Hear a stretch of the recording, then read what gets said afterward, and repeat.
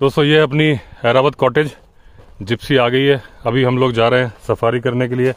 ये बैठे हमारे पुनीत जी सब्सक्राइबर, अमित जी, विशाल जी और भारद्वाज जी, साकेत जी आ रहे हैं और इधर है विवेक जी। दोस्तों हम अभी आ गए हैं भंडार पानी, जो गेट है सीताबनी रिजर्व फॉरेस्ट का जो सफारी का है। तो वहीं पे एक मॉडल नर्सरी है, मॉडल पौधालय भंडार पानी। इसके अंदर ये दुनिया भर के लाठी बांस, मोटा बांस, बोतल बुश, जकरीडा, बहेड़ा, आंवला, कनक चंपा, केसिया, ग्लोका, हर श्रृंगार, इमली, इस तरह के पौधे डेवलप किए जाते हैं, फिर आगे फर्दर प्लांटेशन किया जाता है। ये इलेक्ट्रिक फेंसिंग से कवर्ड है। ये आप देख रहे हो टीक का फॉरेस्ट है। और ये है हमारे गाइड साहब। गाइड साहब नाम क्या है आपका? मेरा नाम योगेश पांडे है। अच्छा ठीक है। तो ये कितने किलोमीटर का जंगल है सर? ये जो सीताबनी जोन है Pawalgarh conservation reserve 58.25 square kilometre में है। और इसके अंदर टेक वुड, टीक प्लांट, साल और तेंदू जिससे बीड़ी बनाई जाती है, तेंदू पत्ता, और भी कई प्लांट हैं। रोहिणी जिसको एलिफेंट सबसे ज़्यादा चॉइस करता है, जिसको सिंदूरी और सिंदूर का पेड़ कहा जाता है, काफ़ी है। और जो साल फॉरेस्ट है वो नेचुरल है। लोग सीताबनी जोन भंडार पानी गेट से हम लोग एंट्री ले लिए हैं, इंटर हो रहे हैं। और यहाँ से हमारा ऑफ रोड शुरू हो रहा है। यानी जंगल हमारा जो है साल, सागौन, शीशम, खैर कई प्लांट इसके अंदर है। कहीं कहीं पर मिक्स फॉरेस्ट आता है। सागौन है, टीक वुड इसको बोलते हैं, टेक्टोना ग्रांडिस इसका बॉटनिकल नेम है। वाटर को सबसे ज़्यादा ऑब्जर्व करता है टीक, सागौन। इससे आगे हम लोग जहाँ पर साल फॉरेस्ट है वो नेचुरल है, ऑल नेचुरल और नो मैन मेड, प्लांटेड नहीं है। केवल यहाँ पर जो सागौन है, टीक वुड है, टीक ट्री है, ये सागौन ट्री प्लांटेड है डिपार्टमेंट। अच्छा, साल का पेड़ अगर प्लांट किया है तो नहीं होता है? सर साल का प्लांट अगर पेड़ प्लांट करें तो बहुत कम ग्रोथ कर पाता है। यानी साल नेचुरल ही ज़्यादा ग्रोथ करता है, क्योंकि हर चौथे साल में इसमें सीड आता है, हर चौथे साल बाद इसमें सीड गिरता है साल फॉरेस्ट में, साल के पेड़ से। तो मेनली क्या है कि उसको डियर खाती है उसकी सीड को। तो जितने टाइम तक वो उसको पचाती है, उसके बाद एक गांठ उसके पेट में रुकी हुई होती है। जब डियर उसको ड्रॉपिंग करता है तो पेट में जो वो सीड रहता है काफ़ी हीट में रहता है। जब ड्रॉपिंग में वो सीड गिरता है लैंड में तो वो बीज फटता है। तो लैंड के संपर्क में आने पे, ज़मीन पे पड़ने पे वो बीज फटता है और वहीं से वो ग्रोथ करना शुरू करता है। साल नेचुरल ही यहाँ पर हैबिटेट है, नेचुरल एनिमल है। किसी भी एनिमल पर कोई रेडियो कॉलर या चिप नहीं लगाई है। नॉर्मली नेचुरल जब राइट टाइम पे राइट मूवमेंट होता है, यानी मूवमेंट के समय अगर हम पहुँचते हैं तो हमें आसान हो जाता है देखना। इसके पास आप देख रहे हैं बहुत सारे टर्माइट हिल हैं, जिसको दीमक की बाम भी बोलते हैं। दीमक भी हमारे फूड चेन में जंगल पे है, घरों पे वो बहुत नुकसान का काम करता है। यानी घरों से वो मेनली क्या है कि जंगल के लिए वो ज़्यादा बेनिफिट है दीमक का। दीमक जो ये ड्राई लीव्स हैं इसको डिकम्पोज करता है, और जितने भी डेड वुड्स हैं, गिरे हुए पेड़ हैं, उसको डिकम्पोज करके टर्माइट हिल बनाता है, जिसको दीमक की बाम भी बोलते हैं। कई सारे दीमक इसके अंदर होते हैं। मेनली ये जितना ज़मीन से ऊपर आपको दिख रहा है उतना ज़मीन से नीचे भी होता है। यानी जहाँ पर पेड़ गिर गया है, सूख गया है, उसकी रूट्स तक, एट लास्ट तक ये उसको डिकम्पोज करता है और वहीं पर टर्माइट हिल बनाता है। इसमें काफ़ी सारे दीमक होते हैं और ये एक प्रोटीन के तौर पे भालू और सुअर इसको खाता है, दीमक को, टर्माइट। और इसमें जो होल हो जाते हैं, इन होलों से इसमें जहरीले सांप रहना शुरू कर देते हैं, जैसे कोबरा, रशेल, वाइपर, काफ़ी सारे स्नेक्स। यानी ये जो होल है इसमें आप भी आगे देखेंगे कि कई टर्माइट हिल हैं जिसमें होल हुए हैं, उसमें सांप रहना शुरू कर देते हैं। अच्छा, एक सवाल मेरा, ये क्या हरे पेड़ पे लगती है? हरे और कच्चे पेड़ों पर टर्माइट नहीं लगता है। अच्छा। डेड वुड्स और ड्राई लिप्स पे ही ये काम करता है। यानी जो दीमक इसको डिकम्पोज करता है वो ड्राई लिप्स, सूखी पत्तियों पे, और जितने भी गिरे हुए पेड़ हैं सूखे हुए, उन्हीं को टर्माइट डिकम्पोज करता है। और ये जंगल पे फर्टिलाइजर का भी काम करता है, टर्माइट हिल्स, दीमक की बाम भी, जो आप देख रहे हैं जंगल पे टर्माइट हिल फर्टिलाइजर का भी काम करता है। और मेनली ये एक हेल्थी फॉरेस्ट का साइन भी है। जहाँ पे टर्माइट हिल सबसे ज़्यादा होते हैं उस जंगल को हेल्थी फॉरेस्ट बोला जाता है। मतलब जंगल के लिए अच्छा है कुल मिला के। जंगल के लिए बहुत बेनिफिट करता है दीमक। जंगली मुर्गा, ये देखिए जंगली मुर्गा है, मेल सतरंगी भी इसको बोलते हैं। हाँ। आप इसको ऑन करिए। हाँ सामने आप देख रहे हैं जंगली मुर्गा, जिसको रेड जंगल फाउल कहते हैं, मेल है और इसकी फीमेल डेल कलर की होती है। यानी जंगल पे जितना भी मेल वाइल्ड लाइफ दिख रहा है वही ब्यूटीफुल होता है, फीमेल डेल कलर की होती है। और मेनली क्या है कि इसको रेड जंगल फाउल कहते हैं, जंगली मुर्गा सतरंगी। इसके कलर देखिए, इसके 7 रंग है, सतरंगी रेड जंगल फाउल। और ये कितनी दूर तक उड़ लेता है? सर मेनली क्या है कि ये ज़्यादातर आपको ज़मीन पे दिखेगा। हाँ। और कभी अगर लगे कि डिस्टरबेंस हो रहा है तो उड़ के एक जगह से उड़ के दूसरी जगह जाता है, पेड़ों पे नहीं जाता। नहीं। दोस्तों ये देखिए जंगल की खूबसूरती देखिए, जिसलिए मैं बोल रहा था कि सीताबनी का जो फॉरेस्ट है बहुत ही खूबसूरत फॉरेस्ट है। आप देखिए ज़रा, ये रोड जा रही है, मतलब ट्रेल जा रहा है, हमारी गाड़ी चल रही है। ये देखिए साल के पेड़ है, एकदम ऊंचे ऊंचे पेड़ है। और एक बार मैं आपको 360 डिग्री व्यू दिखाता हूँ। ये देखिए यहाँ पे, ये देखिए पीछे ये रास्ता आ रहा है।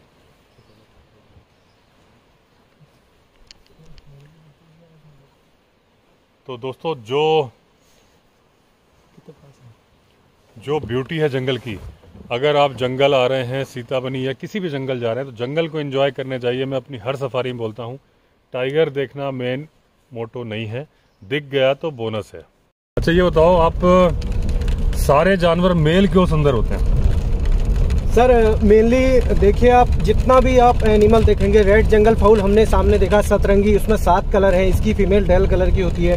वैसे ही अगर मैं डियर की बात कहूँ, हमारे यहाँ पे मेनली डियर काइंड में सबसे छोटा बार्किंग डियर होता है। बार्किंग डियर सबसे छोटा है, कुत्ते की तरह, डॉग की तरह वो बार्क करता है।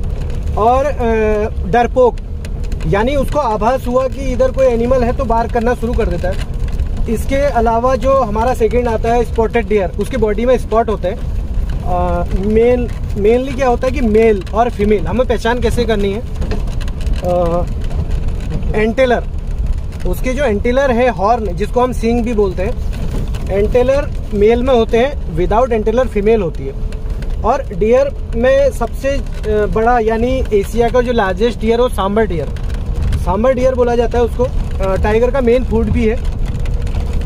एंटेलर होते हैं, यानी एंटेलर और एंटीलॉग में फ़र्क है, डिफरेंस है दोनों में। एंटेलर दोबारा आ जाता है, यानी टूटने के बाद एंटेलर। हम कहें कि अगर डियर में एंटेलर है तो मेल है, विदाउट एंटेलर फीमेल है। ये एंटेलर में सबसे ज्यादा कैल्शियम होता है। और एंटीलॉग क्या होता है? एंटीलॉग गाय भैंस, जो एंटीलॉग यानी टूट के जो दोबारा नहीं आते, वो एंटीलॉग है। खूबसूरती में मेल ही खूबसूरत है और फीमेल डेल कलर। मोर भी मेल सुंदर है, मेल सुंदर है, वो भी अट्रैक्ट करता है फीमेल को। हम कहते हैं कि मोर नाच रहा है, मैटिंग पीरियड में वो फीमेल को अट्रैक्ट करने के लिए ही अपने फेदर फैलाता है। रेनी सीजन में फेदर भीग जाते हैं, गीले हो जाते हैं, उड़ने में परेशानी होती है, इसलिए वो फेदर गिरा देता है।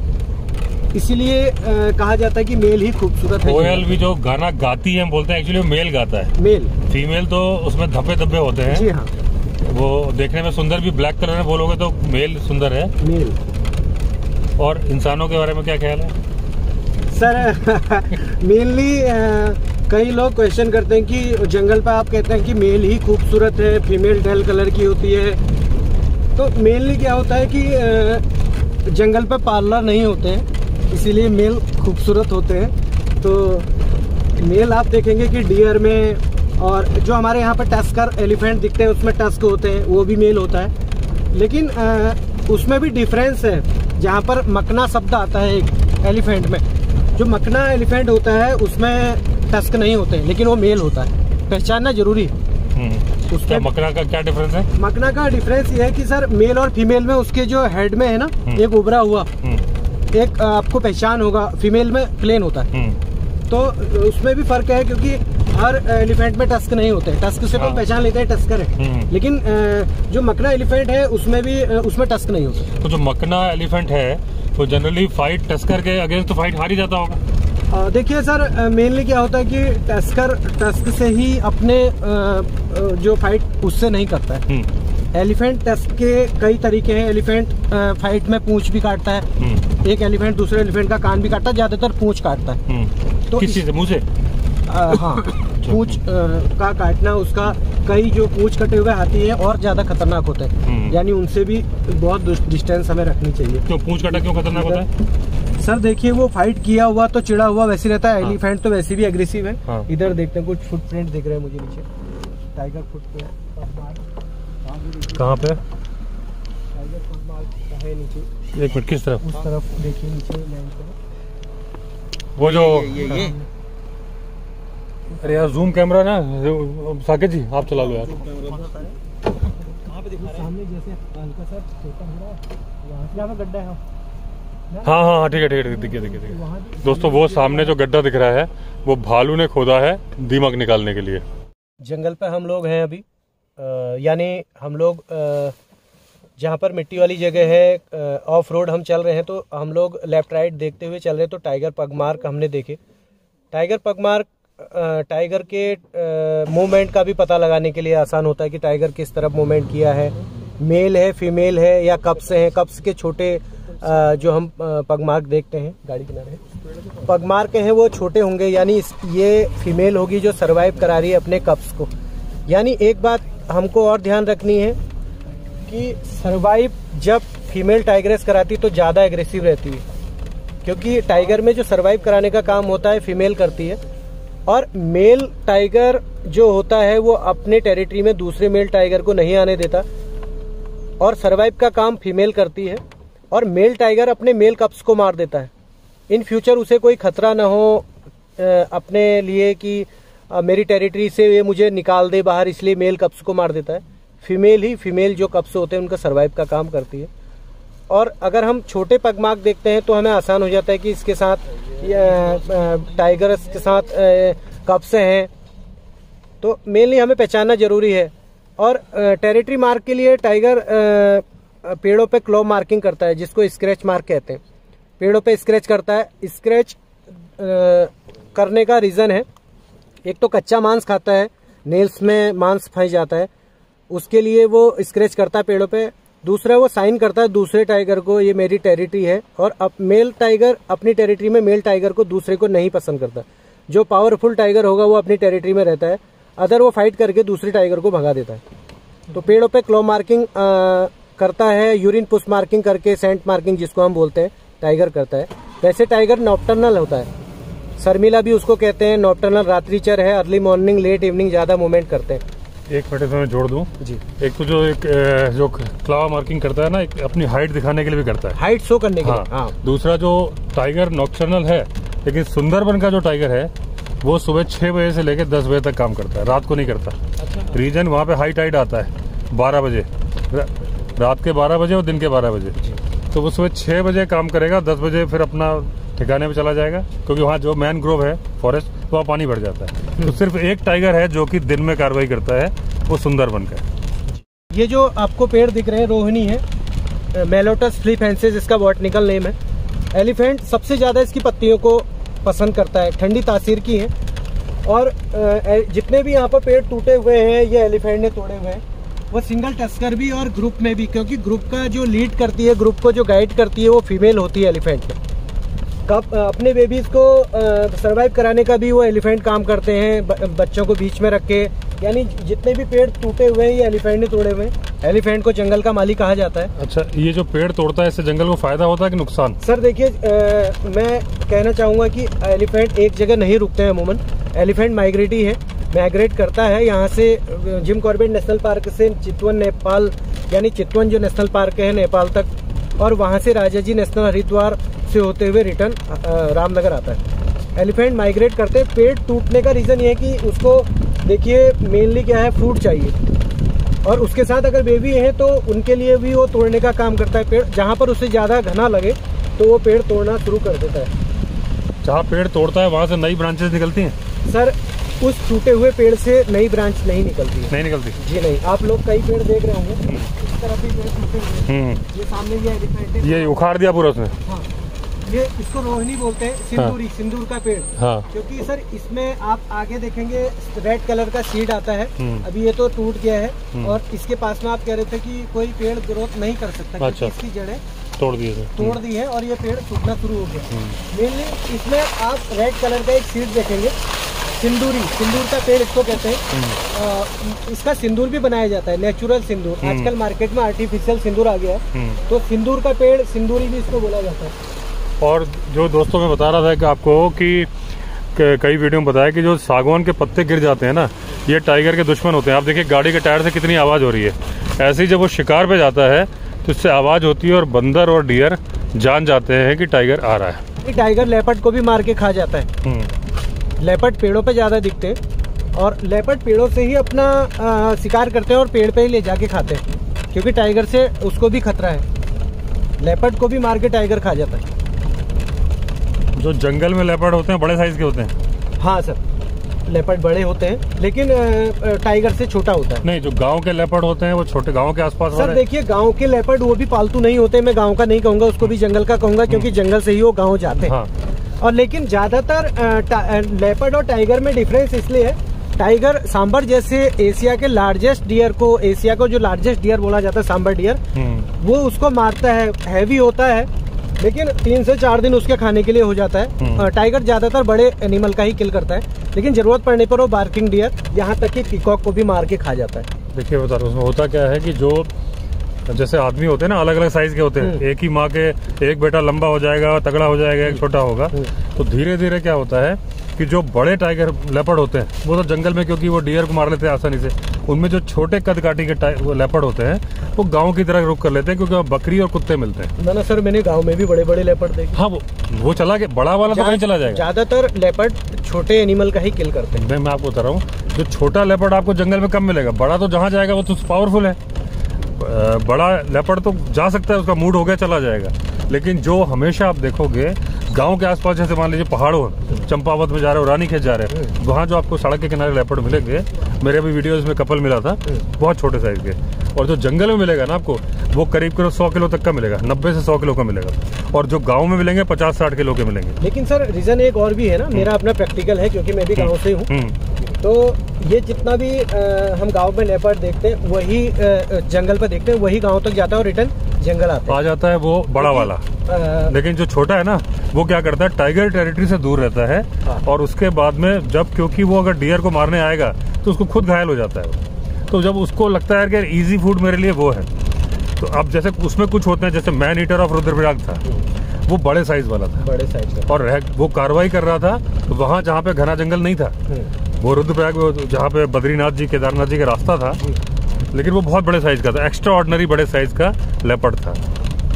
लेकिन पहाड़ों पे एक चीज और दिखती है, स्नो लेपर्ड भी दिखते हैं। वो जो स्नो लेपर्ड है अलग ब्रीड है, और वो 10,000 से ऊपर मिलते हैं। टाइगर, जब हम लोग काउंट की बात करते हैं तो जंगल पे जब डिपार्टमेंट काउंटिंग के लिए कैमरे लगाती है, तो मेनली क्या होता है कि हर टाइगर के बॉडी पैटर्न और स्ट्राइप अलग होते हैं। इसलिए कैमरे पे जजमेंट जो हमारे सिस्टम है, उसमें सिस्टम में सारा कुछ क्लियर हो जाता है। हमें पहचानना है कि टाइगर मेल है, फीमेल है, और पग मार्क से, फुटप्रिंट से हम लोग उसके मूवमेंट का पता लगाते हैं कि इस तरह मूवमेंट रहा होगा। देखिए सर, जंगल पे मेनली क्या होता है, अगर हम चल रहे हैं तो कभी कभी बिना अलार्म कॉल के भी टाइगर मूवमेंट कर जाते हैं।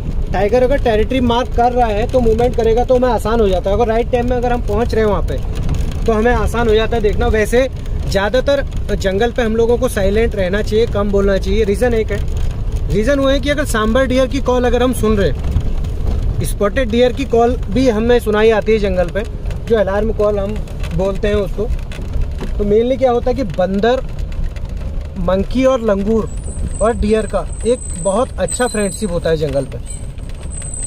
टाइगर मूवमेंट के समय, लेपर्ड मूवमेंट के समय एक दूसरे को अलार्म कॉल यानी अलर्ट करते हैं।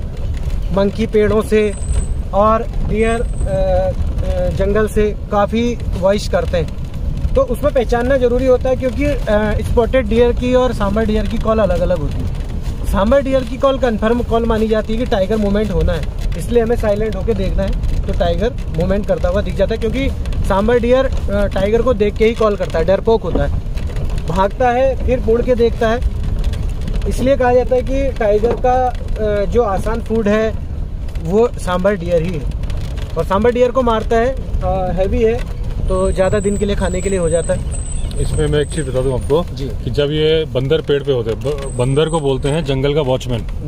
आप अगर झुंड देखोगे लंगूर का, तो एक टॉप पे बैठा रहेगा, बाकी सब खाना पीना खाएंगे, वो कुछ नहीं खाएगा, बैठा ही रहेगा। अच्छा, डियर की आंखों में 2 कलर दिखते हैं, हमें 3 दिखते हैं ना, हमें रेड, ग्रीन और ब्लू दिखते हैं। उसको जब उसको येलो नहीं दिखता। वो क्या होता है, जब टाइगर घास में खड़ा होता है तो डियर को हल्के हरे रंग का दिखता है, पीला नहीं दिखता।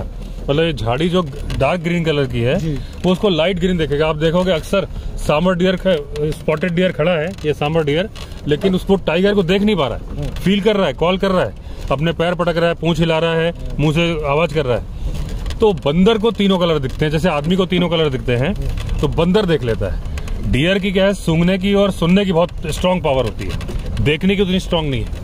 और वैसे मैं आपकी बात थोड़ा सा ड्रॉप कर रहा हूं, क्योंकि कहा जाता है कि एनिमल कलर ब्लाइंड होते हैं। नहीं, सारे नहीं होते, कुछ होते हैं। तो डियर है लेकिन बंदर नहीं है, बंदर बिल्कुल इंसान की तरह देख सकता है। तो इनकी जो दोस्ती, एक तो फल खाने की होती है, ऊपर से फल गिराता है। हाँ, दूसरा बंदर को ये एडवांटेज है कि इसकी सूंघने की पावर बहुत स्ट्रांग है, डियर की सूंघ के बता देगा। तो वो वहां से कॉल करता है जंगल वॉचमैन, तो ये समझ जाता है कि भाई यहाँ है, तो सूंघ के तो मालूम चल रहा है कि टाइगर आ चुका है, दिख नहीं रहा है क्योंकि झाड़ी में हरे रंग का ही दिख रहा है उसको। तो ये चक्कर होता है। दोस्तों, जब जिम कॉर्बेट नेशनल पार्क में पहली बार आया था 2007 में, तो ये सीताबनी की सवारी मैंने सबसे पहले की थी। और इस नाले पे आके हम रुक गए थे, पानी ज़्यादा था, जिप्सी क्रॉस नहीं कर पा रही थी, तो हम आधे 1 घंटे हमने यहीं टाइम बिताया था। और फिर यही वो जगह है जहाँ पर वो उसको मारा था, उस लेडी। अच्छा दोस्तों, ये एक मिनट रोक देना। ये दोस्तों, ये जो जगह है, यहाँ पे इस जगह पे एक लेडी और एक लड़का स्कूटी या बाइक पे आए थे। यहाँ खड़ी करके उन्होंने अपना बातचीत कर रहे थे। एकदम से टस्कर एलिफेंट आ गया और लड़का भाग गया। लड़की का पैर सलवार में फंस गया, वो गिर गई और टस्कर ने ऑन द स्पॉट उसको मार दिया था। ये जगह है, क्योंकि यहाँ मंदिर है तो लोग बाइक से भी आ जाते थे उस टाइम पे। अभी आते हैं क्या बाइक से? सर अलाउ नहीं है। नहीं ना, अब केवल डिपार्टमेंट आ सकता है। अदरवाइज पहले अगर उत्तराखंड नंबर की बाइक थी तो आ सकती थी, लेकिन ये घटनाएं हुई तो अब बाइक को मना कर दिया गया। ये वाटर पूल भी है, लेकिन कई लोग गलती करते हैं पानी में उतर के नहाने की, और ये बड़ा ही खतरनाक एरिया है, जानवर कहीं से भी आ सकता है, इसलिए नहीं करना चाहिए। सारे मिनरल्स इस पानी पे नेचुरल है और फ्रेश है। एनिमल पानी के लिए, नहाने के लिए यूज़ करते हैं, अदरवाइज किसी के लिए यहाँ पर अलाउ नहीं है। क्योंकि रिवर साइड जहरीले स्नेक भी रहते हैं और टाइगर लेपर्ड मूवमेंट का भी खतरा होता है, इसलिए प्राइवेट गाड़ियाँ, प्राइवेट वाहन नॉट अलाउड यहाँ पे। ओनली फॉरेस्ट डिपार्टमेंट मॉनिटरिंग करता है जहाँ पे किसी अदरवाइज किसी को आने का यहाँ पर नहीं बोला जाता है, अलाउड नहीं है। और गाड़ी से उतरना बैन यहाँ पे है, गाड़ी से उतर नहीं सकते अपनी गाड़ी से। जब तक गाड़ी पे है तब तक आप लोग सेफ हैं।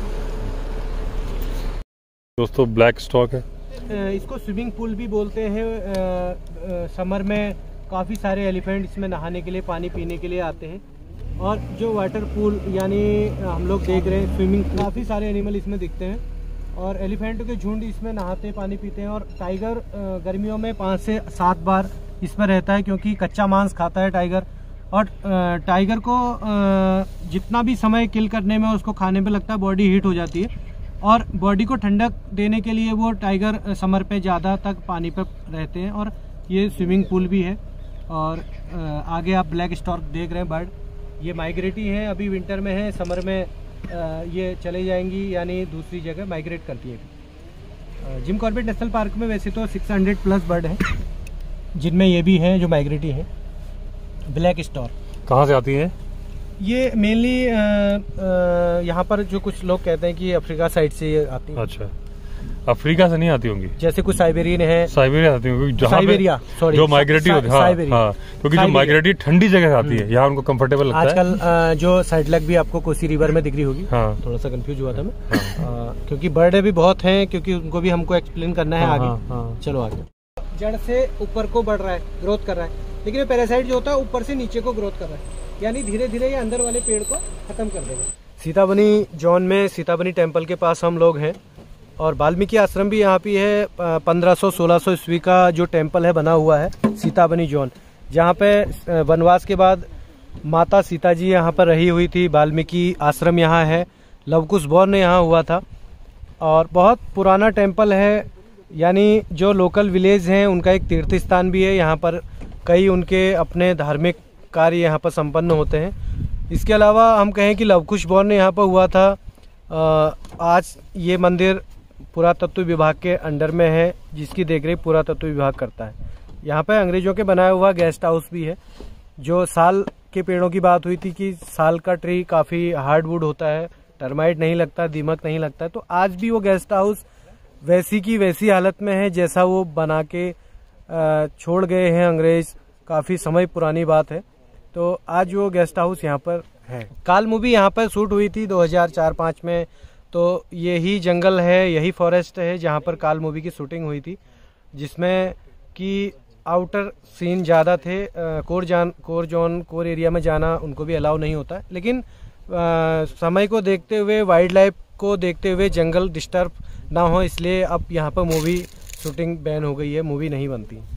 ये हम लोग सामने देख रहे हैं, ये जो प्लांट देख रहे हैं हम लोग, ये सामने ये विदेशी पेड़ है, कैसिया जावनिका इसका नाम है। एप्पल ब्लॉसम भी इसको कहते हैं, विदेशी है ये प्लांट। तो यहाँ कैसे आया? समर में इसमें काफ़ी फ्लावर आ जाएंगे, यानी एक कहें कि ये समर पे इसमें काफ़ी फ्लावरिंग रहती है। फ्लावर इसमें कलर्ड, अलग अलग कलर के फ्लावर होते हैं। Apple blossom cassia javanica. नीचे आप लोग देख रहे हैं जैकरिंडा है, और इससे नीचे जो प्लांट है बोतल ब्रूस उसको कहते हैं। ये भी विदेशी है? जी हाँ। मतलब ये किसी ने प्लांट किया कि अपने आप आ गए? ये प्लांट किए हुए। इस टाइम पे क्या अंग्रेजों के टाइम पे? अंग्रेजों के टाइम पे काफी पुराना है। ये जैकरिंडा फूल आता है इसमें। हाँ, आंवले की तरह लग रहा है तो। हाँ, जैकरिंडा। उसमें बोतल ब्रूस भी होगा। हाँ सर,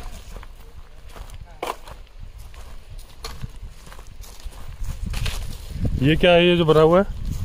ये प्रोटेक्शन रूम है। इसमें जितने भी हमारे वाइल्ड लाइफ फोटोग्राफ्स हैं इसके अंदर है। अभी बंद है। ये बोतल ब्रूस, ये है बोतल ब्रूस। ये बॉटल ब्रश। दोस्तों ये अंग्रेजों ने उस टाइम पे यहाँ पे प्लांटेशन किए थे। और जैसे मेरे पैरों से आवाज़ आ रही है ना, तो मैं बता रहा हूँ कि ये सच है कि उसके टाइगर के गद्देदार पैर होते हैं, लेकिन प्लेन सरफेस पे चलने और इसमें चलने में फ़र्क होता है। थोड़ी सी आवाज़ आती है जो कि जानवर सुन लेता है। तो सूखे पत्तों से इनको प्रीडेटर को प्रॉब्लम होती है। पतझड़ के मौसम में शिकार करने में बड़ी दिक्कत होती है, क्योंकि पैर गद्देदार कितना ही दबा के रखें, हल्की सी आवाज़ हो ही जाती है। दोस्तों अंग्रेज़ों के टाइम का बना हुआ गेस्ट हाउस है और इसकी बुकिंग करा के लोग आ सकते हैं।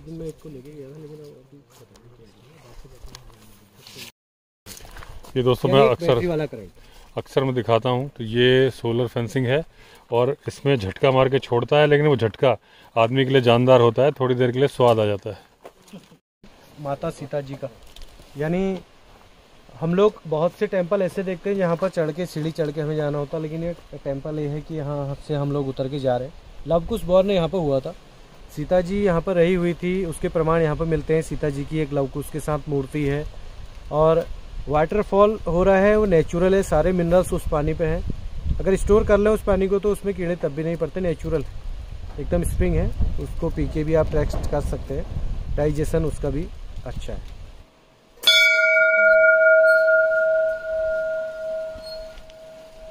जो ये टेंपल आपको दिख रहे हैं सीताबनी सीता माता का टेंपल है, बहुत पुराना टेंपल है। पुरातत्व विभाग ऐसे पुराने जितने भी भवन हैं, मंदिर हैं, उनको हैंड ओवर अपने करती है और वही उसकी देखरेख करता है। और पुरातत्व विभाग में जितने भी पुरानी चीज़ें हैं उन पर कुछ नया या फिर कंस्ट्रक्शन वर्क नहीं होता है, ओनली उसकी देखरेख होती है।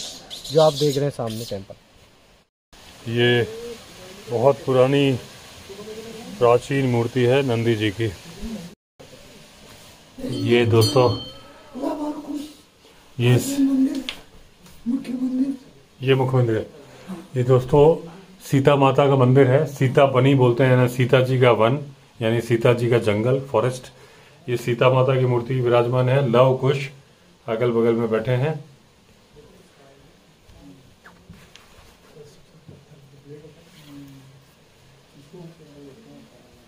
हमने जो देख रहे हैं आप डियर, ये हर्ड में रहते हैं, इसका ग्रुप होगा। स्पॉटेड डियर है सामने, सांबर भी वहाँ पर, बार्किंग जो बार्किंग डियर भी है, वो देखिए। हाँ, बगल में है सामने ना। बार्किंग डियर है, स्पॉटेड डियर। देखिए हमारी सेंस लेता है एनिमल, हमारी सेंस, यानी हम लोग बोल रहे हैं तो वो सेंस ले रहा। मंकी, और देखिए कितना अच्छा संग है। मंकी साथ में है, डियर साथ में है, जो इनको जरूरत पड़ने पर अलार्म कॉल करके अलर्ट करते हैं।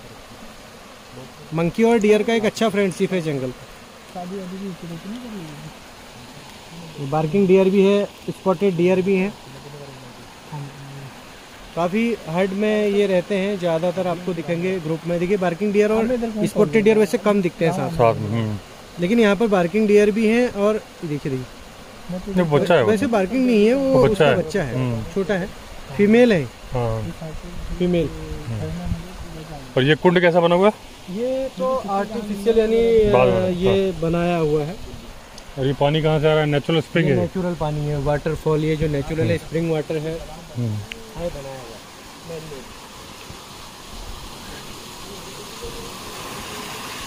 ये देखिए दोस्तों, बहुत प्राचीन बना हुआ है ये वाटरफॉल।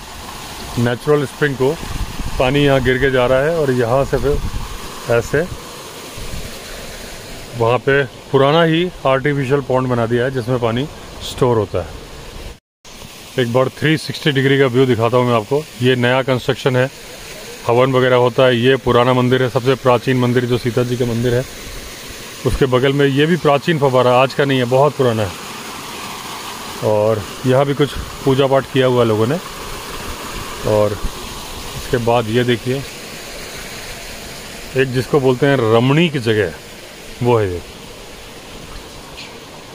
पूरा ऐसा जंगल है कि जानवरों को भी अच्छा लगता होगा, इंसान को तो अच्छा लगता ही है।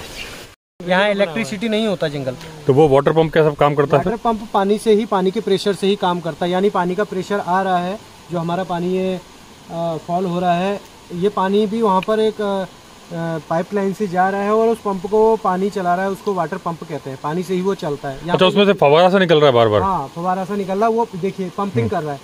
पंपिंग पानी से चलने वाला। यहाँ पे इलेक्ट्रिसिटी नहीं है, यहाँ बिजली विद्युत नहीं है, नॉन इलेक्ट्रिकल है। और एक पानी पे ही, पानी के प्रेशर से ही ये पंप चल रहा है, और हाइड्रोलिक पंप भी उसको कहते हैं। और गेस्ट हाउस तक पानी की सप्लाई वही पहुंचा रहा है। गेस्ट हाउस हमारा वो जो पीछे गेस्ट हाउस है। और इस पहाड़ी पे वाल्मीकि आश्रम है। इस पे हाँ, इस पहाड़ी पे वाल्मीकि आश्रम है। एक पक्का ट्रैक तो नहीं है वहाँ पर, लेकिन पैदल चलने के लिए एक फुटपाथ है वहाँ पर, पतला सा रास्ता बना। तो सीता जी तो वाल्मीकि के आश्रम में ही आके रही थी? हाँ सर, वही थी। तो यहाँ रही होंगी और यहाँ मंदिर होगा? हाँ, ये टाइप। और ये कितना पुराना होगा सर? 1500-1600 ईस्वी का बताते हैं हमारे जितने भी। और वो झरना भी तभी का होगा? हाँ, ये उसका आप वाटर टेस्ट करिए, पानी पीने में सारे मिनरल्स उसमें हैं और नेचुरल है, और कई 100 साल से वो बहता ही आ रहा पानी। मतलब जब का ये मंदिर है तभी का ही है? तभी का है। ऐसा माना जाता है कि सीता जी इसमें स्नान करती थी और हाथी ने दीवार तोड़ी, हाथी भी यहाँ पर आया। ये महिलाओं के कपड़े बदलने का, चेंज करने का रूम है। ये दोस्तों देखिए, ये खड़ी है, इधर से एलिफेंट आया, इधर देखिए डियर, और पास से देखिए। ये दोस्तों पहले खड़ी दीवार इसलिए थी कि लेडीज कपड़े चेंज करती हैं, डायरेक्ट वहाँ से ना दिखे, तो इसको धक्का मारा तो ये पूरा प्लेटफॉर्म नहीं है, दीवार पलट के गिर गई है। नींव दिख रही है, ऐसी दीवार पलट गई है। शिवलिंग है, पुराना ही मंदिर बना हुआ है। और यहाँ शादियाँ भी होती हैं, जनेऊ भी होते हैं, बच्चों के कान छेदन वगैरह भी, जो धार्मिक मान्यता लोग मानते हैं, तो यहाँ पे आके कराते हैं। दोस्तों देखिए कितना घना जंगल आ गया है। ऊपर देखिए धूप है, नीचे ऐसा लग रहा है कि रात होने वाली है। पर आपने कहावत सुनी होगी, सतपुड़ा के घने जंगल, ऊँघते अनमने जंगल।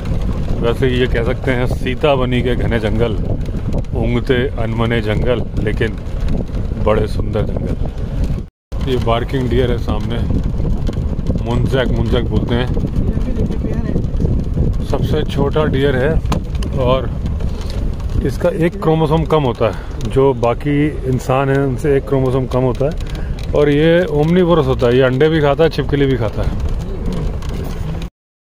और दोस्तों बहुत सारी एक्टिविटी बढ़ गई है। डियर, मुंजक डियर, मतलब बार्किंग डियर, स्पॉटेड डियर, काफ़ी सारे निकलने शुरू हो गए। और इसको एलिफेंट ग्रासलैंड बोलते हैं। मतलब ये एलिफेंट ग्रास नहीं है, ग्रास तो है, टाइगर ग्रास है, लेकिन इसको खाने के लिए एलिफेंट यहाँ पे आते हैं।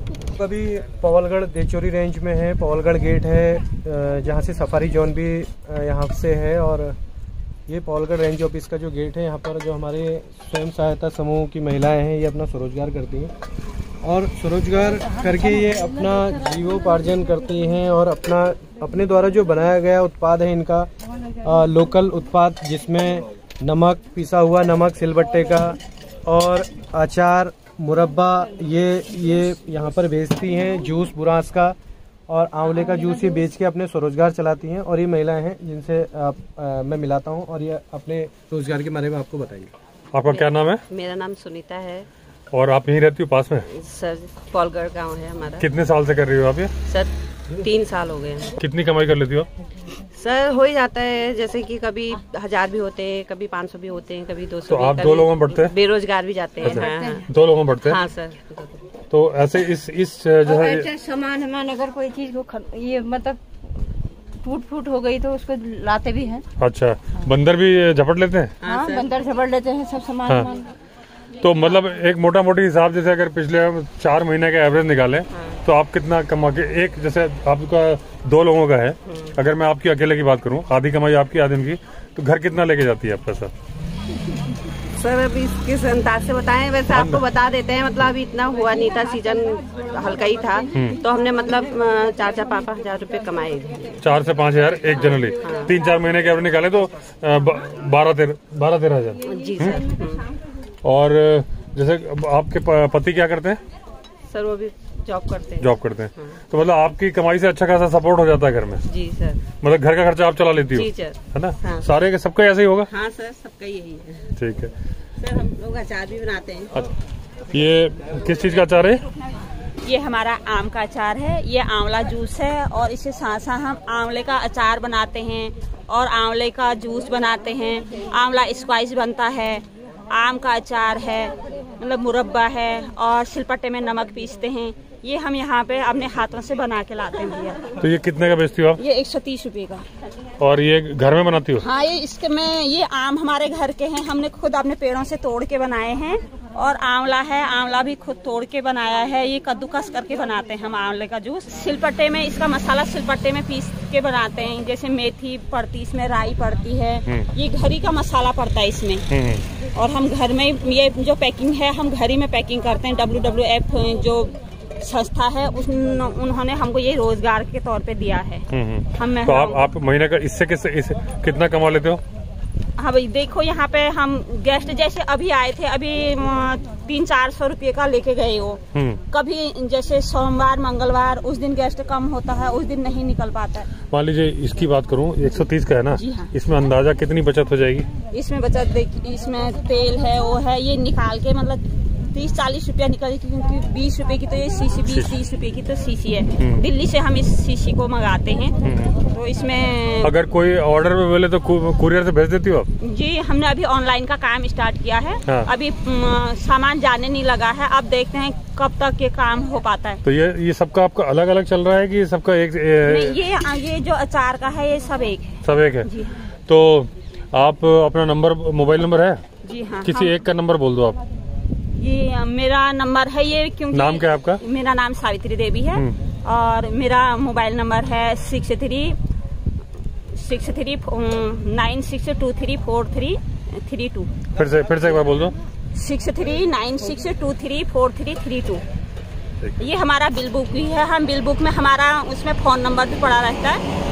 हम ये अचार के उसमें भी हमारा फोन नंबर पड़ा रहेगा। दोस्तों ये नंबर मैंने शेयर कर दिया है, अगर आपको ऑर्डर करना है। जेन्युइन अचार है, 130 रुपए का दे रहे, घर का ही तेल है, इसमें बिल्कुल कोई मिलावट नहीं, बिल्कुल और पूरा ऑर्गेनिक मिलेगा। ऑर्गेनिक मिलेगा ना?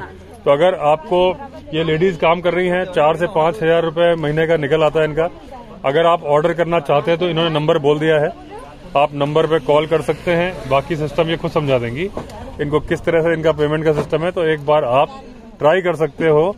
ये अचार, आंवले का जूस और क्या है? और आंवले का अचार है, आम का अचार है, आंवला स्पाइस है, स्पाइस भी बनाते हैं भैया। अभी हम लोग इसी गेट से निकलेंगे? कहाँ से? तो पंडित जी हम यहीं से निकलेंगे, कहीं और से निकलेंगे? यहीं से निकलना सर, ठीक, देर भी नहीं करना क्योंकि चलो ठीक। तो चाय का बनी अभी? ये कुछ गाड़ी वाले ग्रासलैंड में लेके घुस गए थे, तो फॉरेस्ट वाले अभी गए हैं वीडियो बनाने के लिए और उनका चालान करने के लिए। क्योंकि ये जो रोड से गाड़ी उतारना अलाउड नहीं होता है। तो ये वहाँ पे इनकी वीडियो बन रही है, अब इनका चालान होगा। दोस्तों ये है योगेश पांडे जी, हमारे गाइड, जिन्होंने आज बहुत अच्छी सफारी कराई और काफ़ी जानकारी इनसे मिली और इनको नॉलेज बहुत अच्छा है। अगर मैं बोलूं कि रीसेंट जो मैंने सफारीज करी हैं उसमें इनको सबसे ज़्यादा नॉलेज है, तो ये गलत नहीं होगी बात। तो अच्छा योगेश जी, ये बताओ कि आप कब से करा रहे हो, कितने साल का एक्सपीरियंस है आपको?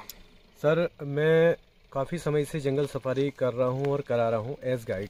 अच्छा ये बताइए कि जैसे अगर मैं बोलता हूँ कि मुझे जंगल के अंदर स्टे करना है तो आप करा देते हो? जी सर, उसके लिए सर मैं आपको 8 जोन जो हमारे कॉर्बेट नेशनल पार्क में है, डिकाला जोन की मैं बात करूं तो 45 दिन पहले एडवांस बुकिंग हम लोग करवाते हैं। एडवांस बुकिंग मतलब अगर कोई कांटेक्ट करेगा तो आप डिकाला में स्टे करा दोगे? हाँ, स्टे करवा। अच्छा, अगर मैं बिजरानी में रुकना चाहूँ? सर बिजरानी भी स्टे होता है, बिजरानी भी आप बता सकते हैं। तो फाटो में कितने दिन का?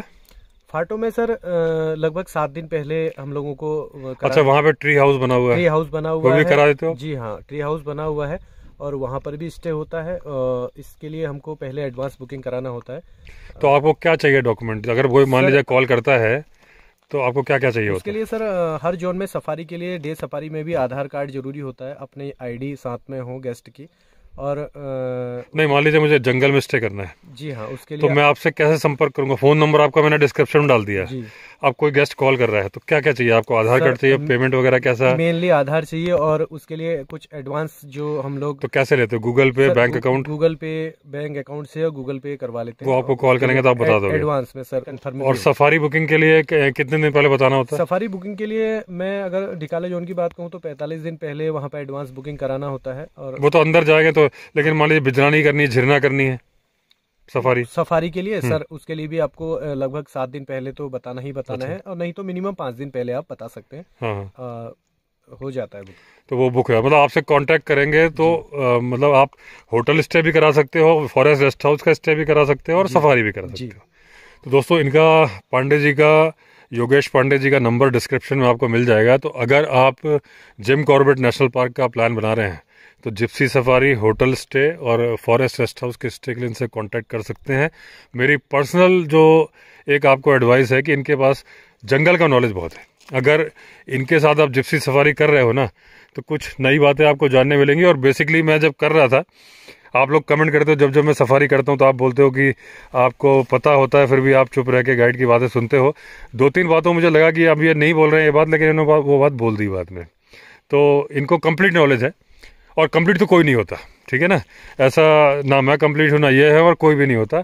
लेकिन अगर आप जंगल को प्रॉपरली एंजॉय, मैं बार बार बोलता हूँ टाइगर नहीं जंगल, ठीक है? टाइगर किस्मत पे होता है, टाइगर दिख गया तो बहुत अच्छी बात है, नहीं दिखा तो आप बेसिकली जंगल को स्टडी करने आओ। अगर आप नेचर लवर हो, और मेरे सब्सक्राइबर तो बहुत सारे नेचर लवर है, तो आप एक बार इनसे कांटेक्ट करना, डिस्क्रिप्शन में आपको नंबर मिल जाएगा। एक बात मैं और कहना चाहूँगा, अगर हम लोग जंगल पे सफारी का प्लान बना रहे हैं और सफारी जा रहे हैं, अगर एनिमल को हम फोकस कर रहे हैं, अगर एनिमल ही हमको फोकस करना है और एनिमल ही हम फोकस कर रहे हैं सर, तो हम लोग जंगल फील नहीं कर पाते, जंगल के बारे में नहीं जान पाते हैं। क्योंकि जंगल पे बहुत सारे प्लांट, ट्री और कई सारे एनिमल के अलावा रेप्टाइल भी होते हैं। तो एनिमल को फोकस ना करके जंगल फोकस करना चाहिए। तो जंगल में बहुत कुछ होता है और इसका ना कोई आदि और ना अंत तो मैं विशेष कहूँगा कोई अंत नहीं है। बहुत बड़ा फील्ड है, बहुत बड़ा क्षेत्र है फॉरेस्ट का, तो आप कांटेक्ट कर सकते हैं। तो दोस्तों इनका नंबर आपको मिल जाएगा डिस्क्रिप्शन में, और अगर आप इनके साथ सफारी करते हो तो शायद आपको काफ़ी अच्छा लगेगा, एक बार आप ट्राई करो। तो चलिए दोस्तों, ये थी हमारी सफारी और ये थी हमारी जिप्सी। तो अगर आपने चैनल सब्सक्राइब नहीं किया है तो चैनल सब्सक्राइब कर दीजिए। फिर मिलते हैं अगले वीडियो में, तब तक के लिए all the best. Vande Mataram.